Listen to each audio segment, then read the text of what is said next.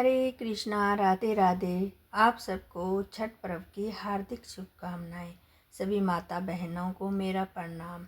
तो आज इस वीडियो में छठ मैया की कहानी को सुनेंगे।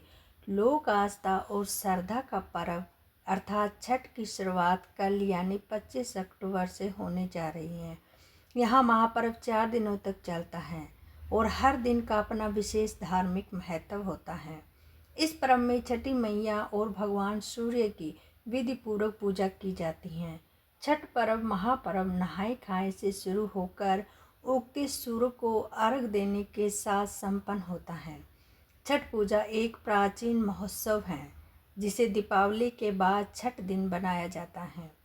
छठ पूजा को सूर्य छठ या डाला छठ के नाम से भी संबोधित किया जाता है। छठ पूजा को बिहार, झारखंड, पूर्वी उत्तर प्रदेश, मध्य प्रदेश, छत्तीसगढ़ समेत देशों के विभिन्न महानगरों में मनाया जाता है। वैसे तो लोग उगते हुए सूर्य को प्रणाम करते हैं, नमस्कार करते हैं, लेकिन छठ पूजा एक ऐसा अनोखा पर्व है जिसकी शुरुआत डूबते हुए सूर्य की आराधना से होती है। शब्द छठ शब्द सटी से आता है जिसका अर्थ छह है। इसलिए त्यौहार चंद्रमा के आरोही चरण के छठे दिन कार्तिक महीने की शुक्ल पक्ष में मनाया जाता है। कार्तिक महीने की चतुर्थी से लेकर होकर सप्तमी तक बनाया जाने वाला यह त्यौहार 4 दिनों तक चलता है। मुख्य पूजा कार्तिक माह के शुक्ल पक्ष के छठे दिन की जाती है। छठ का पर्व पूरे देश में बड़ी धूमधाम से और धार्मिक मान्यता के अनुसार मनाया जाता है। आइए जाने छठ पर्व में किस तरह से पूजन किया जाता है और इसका क्या महत्व है। सूर्यदेव को समर्पित 4 दिवसीय हिंदू धर्म शुरू होने वाला है। देश के कई हिस्सों से भक्त इस पर्व को बड़ी धूमधाम से मनाते हैं। व्रत उपवास करते हैं, नदी या जलाशय में डुबकी लगाकर सूर्यदेव की प्रार्थना करते हैं। छठ पूजा की इस अवधि के दौरान भक्त सूर्य देवता को अर्घ देते हैं और श्रद्धा भाव से सूर्यदेव की पूजा करते हैं। पूरे देश में छठ पूजा के 4 दिवसीय उत्सव की अवधि के अनुसार अनुष्ठान किए जाते हैं। छठ पूजा को प्रतिहार, डाला छठ या सूर्य षष्ठी के रूप में भी जाना जाता है। मुख्य रूप से यह पर्व सूर्यदेव की उपासना के लिए माना जाता है।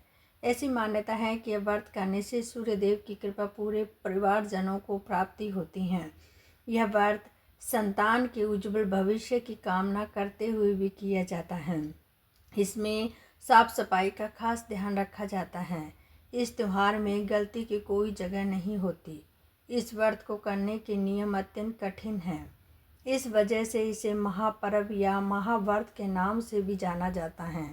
छठी देवी की सूर्यदेव की बहन है और उन्हीं को प्रसन्न करने के लिए जीवन के महत्वपूर्ण अवयवों में सूर्य व जल की महत्ता को मानते हुए इन्हें साक्षी मानकर भगवान सूर्य की आराधना और उनका धन्यवाद करते हुए माँ गंगा, यमुना या किसी भी पवित्र नदी या पोखर, तालाब के किनारे पर यह पूजा की जाती है। षष्ठी माता यानी छठ माता बच्चों की रक्षा करने वाली देवी हैं। इस व्रत को करने से संतान की लंबी आयु का वरदान मिलता है। मार्कंडेय पुराण में इस व्रत का उल्लेख मिलता है कि सृष्टि की अधात्री प्रगति देवी ने अपने आप को 6 भागों में विभाजित किया था। इसके छठे अंश को सर्वश्रेष्ठ मातर देवी के रूप में जाना जाता है, जो ब्रह्मा की मानस पुत्री हैं। यह बच्चों की रक्षा करने वाली देवी हैं। कार्तिक मास के शुक्ल पक्ष की षष्ठी को उन्हें देवी की पूजा की जाती है। शिशु के जन्म के 6 दिनों बाद ही देवी की पूजा की जाती है। इनकी प्रार्थना से बच्चे के स्वास्थ्य, सफलता और दीर्घायु होने का आशीर्वाद मिलता है। पुराणों में इन्हीं देवी का नाम कात्यायनी देवी बताया गया है, जिनकी नवरात्रि की षष्ठी देवी की पूजा की जाती है। तो पर्व को कैसे मनाया जाता है, छठ पूजा का क्या महत्व है और छठ पूजा विधि। छठ पूजा के से पहले निम्न सामग्री जुटा लें और फिर सूर्य देव को विधि विधान से अर्घ दें। नंबर 1, बांस की 3 टोकरियां, बांस या पीतल के बने 3 सूप थाली, धूप, दूध और गिलास। नंबर 2, चावल, लाल सिंदूर, दीपक, नारियल, हल्दी, गन्ना, सूतनी, सब्जी और शकरकंदी। और नंबर 3 है नाशपाती, बड़ा नींबू, शहद, पान, साबुत सुपारी, केरावा, कपूर, चंदन और मिठाई। प्रसाद के रूप में टेकुआ, मालपुआ, खीर, पूरी, सूजी का हलवा, चावल के बड़े लड्डू। और तो सूर्यदेव को अर्घ देने की अवधि बांस की टोकरी में उपस्थित सामग्रियां रखें। सूर्य को अर्घ देते समय सारा प्रसाद सूप में रखें और सूप में दीपक जलाएं। फिर नदी में उतरकर सूर्यदेव को अर्घ दें। षष्ठी पूजा का पहला दिन नहाय खाए के रूप में जाना जाता है। इसी दिन पूरा परिवार एक पारिवारिक भोजन तैयार करता है और दोपहर में इसे भोग के रूप में परोसता है।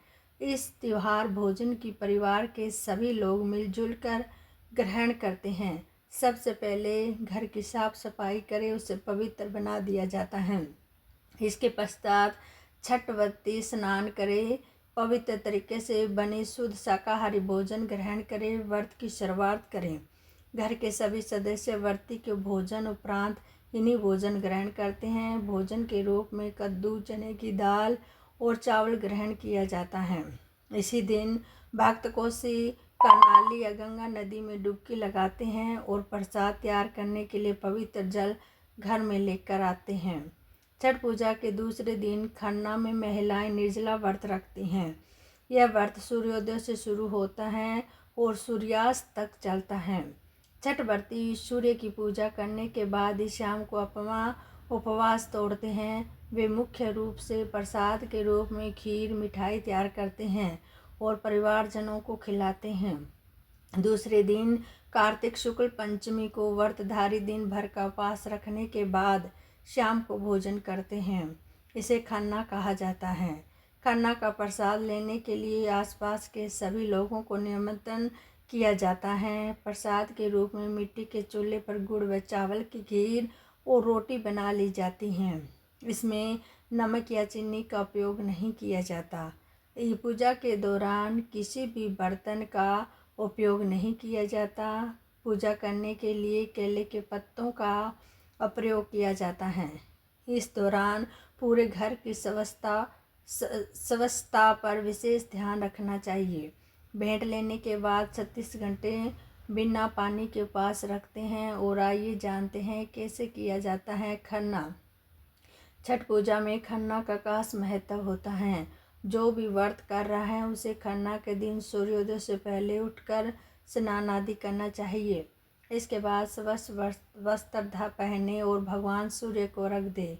मिट्टी का नया चूल्हा बनाए। शाम के समय मिट्टी के चूल्हे पर साटे के चावल, गुड़ व दूध की खीर बनाई जाती है।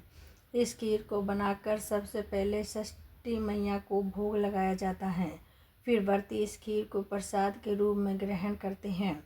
इस खीर को ग्रहण करने के बाद 36 घंटे का निर्जला व्रत शुरू होता है।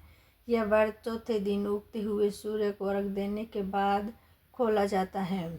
तीसरे दिन संध्यार्घ। तीसरे दिन कार्तिक शुक्ल षष्ठी के दिन मिट्टी के चूल्हे पर षष्ठ प्रसाद बनाया जाता है। प्रसाद के रूप में ठेकुआ, जिसे कुछ क्षेत्रों में टीकरी भी कहते हैं। ठेकुए के अलावा चावल के लड्डू बनते हैं। इसके अलावा चढ़ावों के रूप में गया, लौंग, बड़ी इलायची, पान, सुपारी, अगरपात, करी, छुआरा, चने, मिठाई, कच्ची हल्दी, अदरक, केला, नींबू, सिंघाड़ा, सूथनी, मूली व नारियल, सिंदूर और कई प्रकार के फल छठ के प्रसाद के रूप में शामिल होते हैं। शाम को पूरी तैयारी और व्यवस्था कर बांस की टोकरी में अर्घ का सूप बनाया जाता है। इस व्रत के साथ परिवार और पड़ोस के सारे लोग अस्ताचलगामी सूर्य भगवान को अर्घ देने की घाट की ओर चल पड़ते हैं। सभी षष्ठ व्रती एक पवित्र नदी या तालाब के किनारे इकट्ठा होकर सामूहिक रूप में स्त्रियां छठ के गीत गाती हैं। इसके बाद अर्घ दान संपन्न करती हैं। सूर्य को जल का अर्घ दिया जाता है और षष्ठी मैया की प्रसाद भरे सूप में पूजा की जाती है।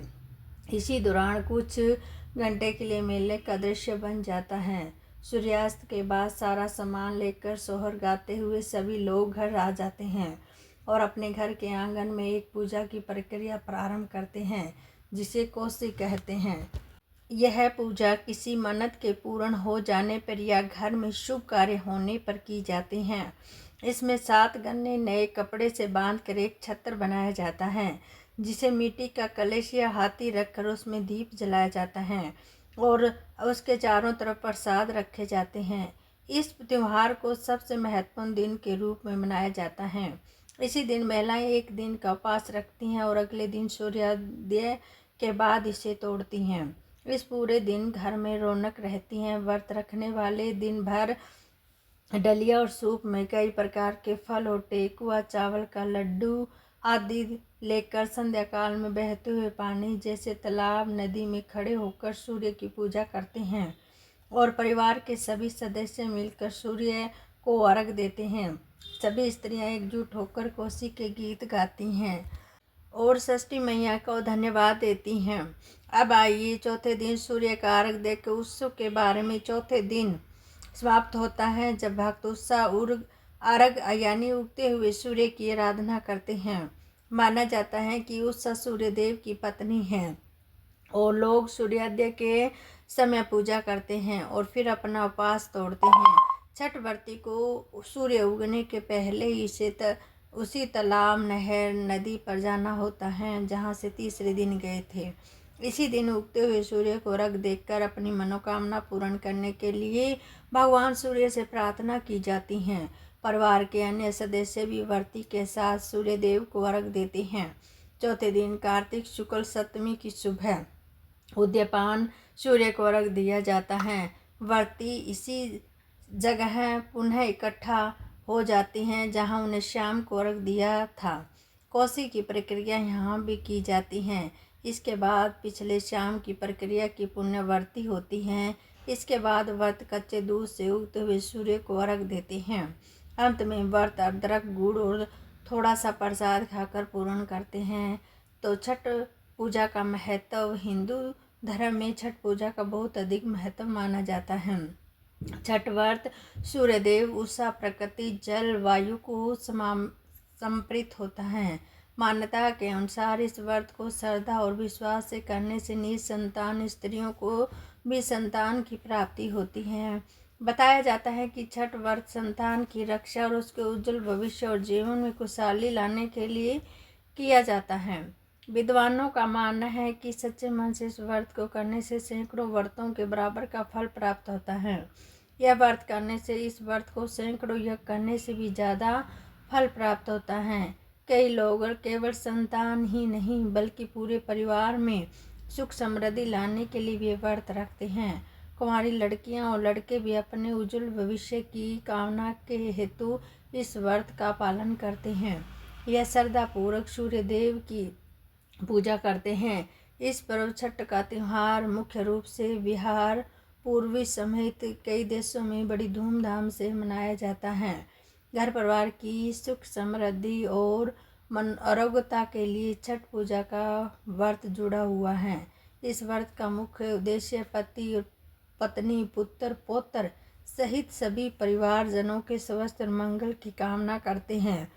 छठ का अभ्यास मानसिक शांति प्रदान करता है।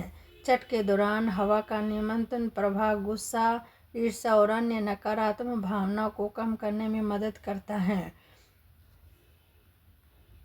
ऐसा माना जाता है कि महाभारत काल में महान ऋषि धौम्य की सलाह के बाद द्रौपदी ने पांडवों की कठिनाई से मुक्ति दिलाने के लिए छठ पूजा का सहारा लिया था। इस अनुष्ठान के माध्यम से केवल तत्काल समस्याओं को हल करने में समक्ष रहती हैं, लेकिन बाद में पांडवों ने हस्तिनापुर, वर्तमान दिल्ली में अपने राज्य को पुनः प्राप्त कर लिया था। ऐसा कहा जाता है कि कर्ण, सूर्यदेव के पुत्र, जो कुरुक्षेत्र के महान युद्ध में पांडवों के खिलाफ लड़ रहे थे, उन्हें भी छठ का अनुष्ठान किया था। पूजा का एक अन्य महत्व भगवान राम की कहानी से भी जुड़ा हुआ है। प्राचीन ग्रंथों के अनुसार भगवान श्री राम और उनकी पत्नी देवी सीता ने उपवास किया था और 14 साल के निवासन के बाद शुक्ल पक्ष में कार्तिक के महीने में सूर्यदेव की प्रार्थना की थी। तब से छठ पूजा एक विशेष महत्वपूर्ण और पारंपरिक हिंदू उत्सव बनाया गया है, जिसे हर साल उत्सव में मनाया जाता है। विश्वास यह है कि सूर्य भगवान की पूजा कुष्ठ रोग जैसी बीमारियों को भी समाप्ति करती हैं और परिवार की दीर्घायु और समृद्धि की सुनिश्चित करती हैं। यह सख्त अनुशासन और शुद्धता उच्चतम सम्मान के साथ की जाती हैं और एक बार जब परिवार की छठ पूजा शुरू कर देते हैं, उसका कर्तव्य हो जाता है कि वह पीढ़ियों तक पारित करे। तो श्रवण करते हैं छठ व्रत की पौराणिक कथाएं। कथा के अनुसार प्रियव्रत नाम के एक राजा थे। उनकी पत्नी का नाम मालिनी था। दोनों की कोई संतान नहीं थी। इस बात से राजा और उनकी पत्नी बहुत दुखी रहते थे। उन्होंने एक दिन संतान प्राप्ति की इच्छा से महर्षि कश्यप द्वारा पुत्र श्रेष्ठी यज्ञ करवाया। इस यज्ञ के फलस्वरूप रानी गर्भवती हो गई और 9 महीनों बाद संतान सुख को प्राप्त करने का समय आया तो रानी को मरा हुआ पुत्र प्राप्त हुआ। इस बात का पता चलने पर राजा को बड़ा दुख हुआ। संतान शोक में वह आत्महत्या का मन बना लिया। लेकिन जैसे ही राजा ने आत्महत्या करने की कोशिश की तो उनके सामने एक सुंदर देवी प्रकट हुई। देवी ने राजा को कहा कि मैं षष्ठी देवी हूँ। मैं लोगों को पुत्र का सौभाग्य प्रदान करती हूँ। इसके अलावा जो सच्चे भाव से मेरी पूजा करते हैं, मैं उन्हीं की सभी प्रकार के मनोरंजन को पूर्ण कर देती हूँ। यदि तुम मेरी पूजा करोगे तो मैं तुम्हें पुत्र रत्न प्रदान करूँगी। षष्ठी देवी की बातों से प्रभावित होकर राजा ने उनकी आज्ञा का पालन किया और राजा और उसकी पत्नी ने कार्तिक शुक्ल पक्ष की षष्ठी तिथि के दिन देवी षष्ठी की पूजा पूरे विधि विधान से पूजा की। इस पूजा के फलस्वरूप उन्हें एक सुंदर पुत्र की प्राप्ति हुई। तभी से छठ पर्व मनाया जाने लगा। छठ व्रत के संदर्भ में एक अन्य कथा के अनुसार जब पांडव अपना सारा राजपाट जुए में हार गए तब द्रौपदी ने छठ पूजा व्रत रखा था। इस व्रत के प्रभाव से उनकी सभी मनोकामना पूर्ण हुई तथा पांडवों को राजपाट वापस मिल गया। महाभारत के साक्ष्य बताते हैं कि सूर्य षष्ठी पूजन यानी छठ पूजा की शुरुआत सबसे पहले भगवान सूर्य के पुत्र कर्ण ने की थी। कर्ण न केवल सूर्य भगवान के पुत्र थे बल्कि वे परम सूर्य भक्त थे। महाभारत में बताया है कि अपने राज्य अंग प्रदेश जो वर्तमान में बिहार का भागलपुर स्थित है, यह घाटों तक जल में खड़े होकर सूर्य को अर्घ देते थे। कहते हैं कि सूर्यदेव की कृपा से ही वे महान योद्धा और राजा बने थे। आज भी छठ पर्व में भगवान सूर्य दिनकर सूर्य की अर्घ देने की यह परंपरा प्रचलित है। एक और कथा के अनुसार यह साक्ष्य मिलता है कि छठ महापर्व की शुरुआत महाभारत काल में हुई थी। महाभारत के अनुसार जब पांडव अपना पूरा राजपाट जुए में हार गए थे और 12 वर्ष के उपवास पर चले गए थे, तब उनकी साथ द्रौपदी भी थी। उन्होंने सूर्य षष्ठी पूजन का महाव्रत रखा था। कहते हैं इस व्रत को करने से पांडवों को उनको राजपाट मिल गया और द्रौपदी की सभी मनोकामना पूर्ण हुई थी। इसकी पहली पौराणिक कथा त्रेता युग में संबंधित मानी गई है। कहते हैं पहली छठ पूजा करने से सबसे महत्वपूर्ण भूमिका माता सीता ने की थी। वे मिथिला की रहने वाली थी, जहाँ प्राचीन काल में सूर्य की उपासना होती आ रही थी। मान्यता के अनुसार भगवान राम, माता सीता और लक्ष्मण 14 वर्ष के वनवास से वापस अयोध्या लौटे थे। तब रावण के वध के पाप से मुक्त होने के लिए उन्होंने मुद्र ऋषि को आमंत्रण किया। उसके बाद माता सीता ने मुग्दल ऋषि के आश्रम में रहकर 6 महीनों तक सूर्यदेव की पूजा की। सप्तमी को सूर्योदय होने से पहले फिर से अनुष्ठान कर सूर्यदेव को आशीर्वाद प्राप्त किया। मान्यता है कि तब से छठ की शुरुआत हुई थी।